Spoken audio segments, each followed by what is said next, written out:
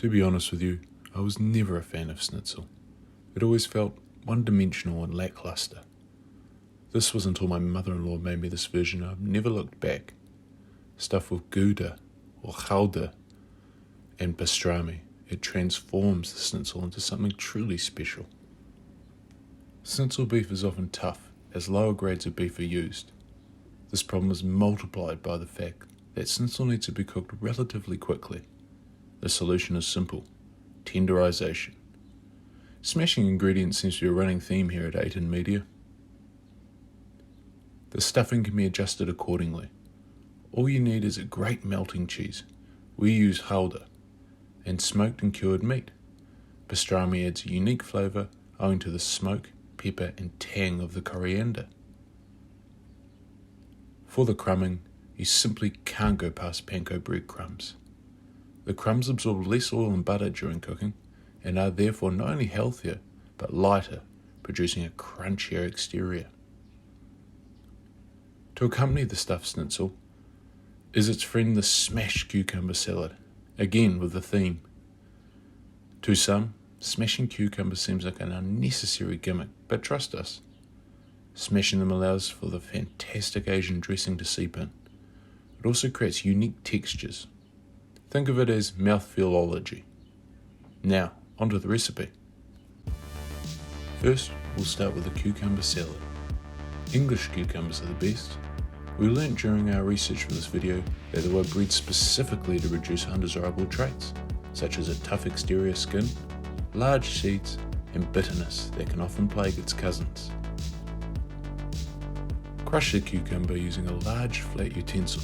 Pro tip: don't use this knife unless you enjoy a good old game of five-finger roulette.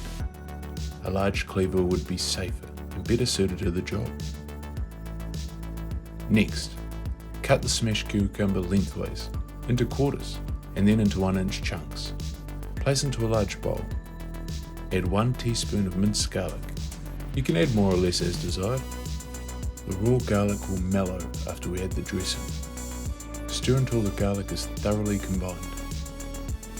Now, for the dressing, add sugar, salt, chunkyang or Chinese black vinegar. If you want the salad to taste like one from your favourite dumpling restaurant, make sure you use this.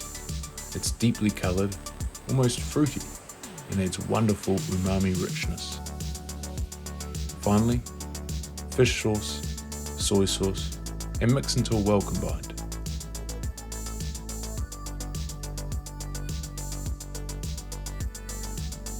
Now for the critical step. Only, and I repeat, only, pour the dressing over the cucumber when we are ready to serve. The salt will draw moisture from the cucumber, and if the two of them are left to get intimate, a diluted sauce will result. Top the salad with roasted sesame seeds and dried chili flakes. Now for the Schnitzel construction extravaganza. Start by placing a piece of cling film over the beef. This will prevent a kitchen-wide contamination event, which will result in your friends and family giving you a D food safety rating. For the tenderization process, there is a fine line between achieving a soft, chewable texture and a walk rind. A firm but fair approach should be adopted. On one side of the tenderized fillet, place down 2 to 3 slices of pastrami, followed by your choice of a good melting cheese. Now, fold the beef onto itself and press down firmly. The crumbing station has been arranged in accordance with the International Crumbing Association's strict guidelines. Moving from left to right, not stage left that is, plain flour, 1 egg, beaten with a dash of milk, and finally, the Panko breadcrumbs.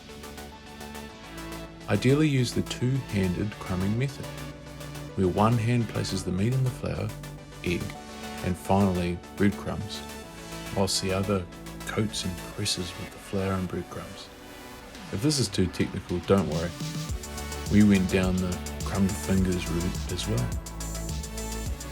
Coat the stuffed beef in flour, dusting off excess. Dip into the egg wash and place in the breadcrumbs. press firmly to ensure the panko sticks. We'll show you again using sped up footage. Now for the cooking. Since the schnitzel is stuffed, we have to vary the procedure by partially frying then finishing in the oven. This results in a golden exterior and a gooey interior. Fry the pieces for 2 minutes each side on medium heat. We use butter for the wonderful nutty flavour it imparts. The one issue is smoke point and burning. Only cook on medium, otherwise it will burn. Once golden, place into an oven tray and bake for 10 minutes at 180 degrees, or until the centre is cooked and the cheese is gooey. After 10 minutes or so in the oven, remove and plate. Serve ASAP so that your friends or family get to experience the gooey cheese oozing out once sliced. Now, here's an excessive amount of oozing cheese B-roll. We like to literally drown our schnitzel in Worcestershire sauce. Think Titanic. It adds incredible tang and umami flavour. Alternatively, sauerkraut or homemade mustard works equally well. Enjoy. As always, thanks so much for your support. Whenever we see new likes and subscribers, we get giddy here at A10 Media. Thank you.